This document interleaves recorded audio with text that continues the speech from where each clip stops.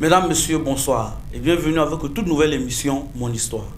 Mon Histoire, c'est une émission qui donne la parole à tous ceux qui souffrent dans leur chair, dans leur âme et qui, pour une raison ou pour une autre, ne peuvent pas ouvertement en parler.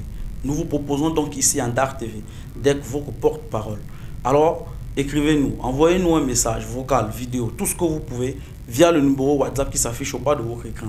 Et nous allons faire savoir, connaître votre histoire au monde entier. Cette émission vise aussi à nous sensibiliser, nous autres, qui ne sommes pas acteurs principaux dans les différentes histoires qui sont racontées ici. Et in fine, cette émission interpelle les autorités compétentes afin qu'elles agissent le moment venu. Bonsoir à tous, mesdames, messieurs. Merci de nous rejoindre. Merci de renouveler votre confiance en Dark TV. L'histoire d'aujourd'hui nous amène à Koulouba.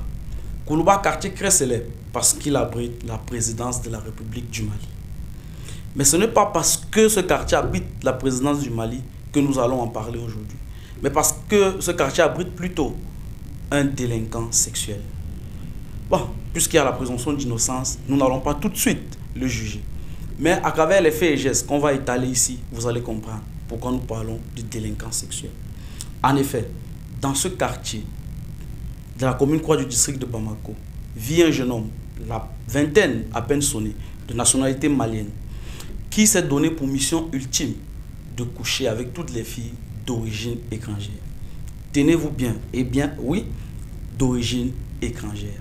Nous allons essayer de comprendre pourquoi, mais difficile de savoir. Simplement, le mode opératoire de cet individu, il est peu commun. Il cible sa victime, assis dans un carrefour, dans un grain, devant une boutique, peu importe où il est. De toutes les façons, il cible sa victime, a le temps de l'observer. Sa victime doit, pour que son plan fonctionne, sa victime doit impérativement avoir une robe. Vous comprendrez plus tard pourquoi il faut que sa victime ait une robe. Et une fois qu'il a ciblé sa victime, il va suivre sa victime partout où elle va. Les victimes, puisque c'est un quartier, on l'a dit, très célèbre, donc fréquenté par beaucoup de monde, les rues sont généralement remplies de monde, donc difficile de savoir si on nous suit ou pas. Et les victimes ne se doutent généralement de rien. Et une fois qu'il est sûr d'être seul avec sa proie, il va lui soulever sa robe, baisser son slip, essayer de baisser son slip. Évidemment, toute fille normale, lorsque sa robe est levée, va avoir le réflexe de se tourner et de chercher à savoir ce qui se passe, ce que font toutes ces filles. Et une fois qu'il s'aperçoit que la fille a su qu'il était là, il ne s'enfuit pas, il reste, baisse sa culotte à son tour, et généralement il n'a pas de slip, tient son sexe à main et se met à une pratique dont je vais taire le nom ici pour ne pas heurter la sensibilité des uns et des autres. Voilà donc le premier mode opératoire. Et évidemment, la fille, dès qu'elle voit ça, elle est apeurée, elle est statique. Tout ce qu'elle peut faire, c'est crier au voleur. Et une fois qu'il a entendu le cri, il va s'enfuir. En tout cas, c'est ce que pensent les victimes. Les victimes pensent qu'il s'enfuit. Mais non, il est là, il rôde. Et tellement il rôde, il connaît bien ses proies. Il va derrière les fenêtres de ses victimes pour les observer se changer, prendre leur bain. Il a donc le temps d'assouvir tous ses besoins, toutes ses pulsions.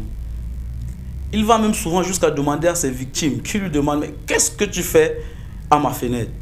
Et souvent, très violent, il répond « Pourquoi tu refuses de m'ouvrir la porte? Ouvre la porte, je vais entrer. » Les victimes, comme je le disais tout à l'heure, apeurées, crient au voleur, crient au scandale. Et là, il s'enfuit.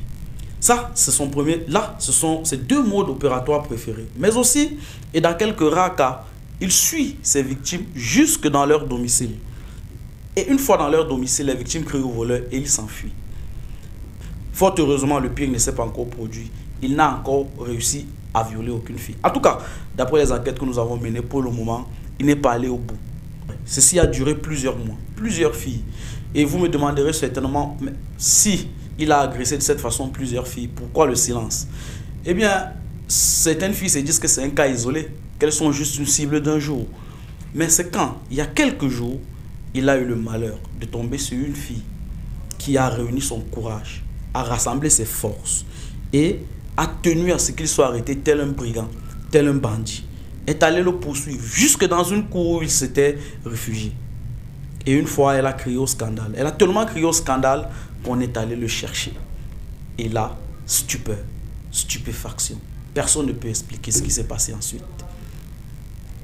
La fille a raconté tous les faits qui se sont déroulés pour elle, parce que c'était la troisième fois qu'il tente de l'agresser sexuellement. Ayant raconté tout ça, la population va le protéger, va le couver, en disant qu'il est malade mental. Oui, vous n'avez pas rêvé. La population a dit que c'est un malade mental, qu'on doit le laisser partir. Alors que tout ce que les victimes demandaient à ce moment-là, c'est juste qu'il soit remis aux autorités afin qu'une enquête simple soit ouverte. Mais il a plutôt été protégé, il a plutôt été couvé, il a été escorté, tel le président Assimi Goïta, jusque hors du lieu où se déroulait l'incident. Quand je parle de population, c'est un monde fou qui était sorti à ce moment-là au quartier Koulouba. Malade mental, dit-on. Bien, acceptons que ce soit effectivement un malade mental. Mais si toute la population est convaincue qu'il est un malade mental, que fait-il dans les rues? Que fait-il dans les rues pavées de monde? Comment un malade mental se retrouve en liberté alors qu'on sait qu'à moins d'1 kilomètre de Koulouba, au CHU du Point G, se trouve l'un des centres de psychiatrie les plus performants d'Afrique de l'Ouest.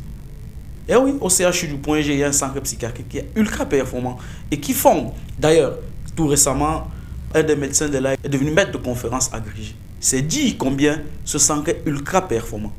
Mais pourquoi garder un malade mental à la maison alors qu'on peut l'amener à l'hôpital? C'est la grande question que l'on se pose. Alors vous comprendrez bien que les victimes crient à la xénophobie. Tout simplement parce qu'elles sont toutes étrangères. Aucune fille malienne n'a été touchée, n'a été harcelée de cette façon. Elles sont soit camerounaises, soit ivoiriennes, soit béninoises, soit togolaises. Et donc, tout ont crié à la xénophobie, mais ça n'a pas empêché au voisinage de l'éloigner de là et de le faire partir. La question qu'on nous pose actuellement est de savoir, est-il toujours à Koulouba? S'il est à Koulouba, où est-il? Difficile de le savoir. Nous n'avons malheureusement pas pu avoir de réponse à ces questions pendant nos enquêtes. Mais ce qu'on peut dire avec certitude, c'est qu'elles sont nombreuses. Les filles qui nous ont contactés, les filles que nous avons pu rencontrer, parmi elles, beaucoup traumatisées ne veulent pas en parler. La situation est donc grave. Après celle de savoir ce qu'un malade mental fait en liberté, la deuxième interrogation que l'on peut se poser est celle de savoir comment est-ce qu'un malade mental, qui normalement, quand on dit malade mental, c'est quelqu'un qui n'a pas toutes ses facultés. Comment un malade mental fait pour repérer sa cible, fait pour savoir, comment fait-il pour faire la différence entre une étrangère et une malienne? Comment a-t-il la présence d'esprit de suivre sa victime et d'attendre d'être seul avec elle avant de vouloir passer à l'acte?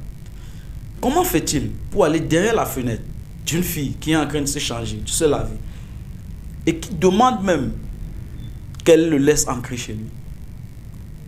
Est-ce qu'il est vraiment un malade mental?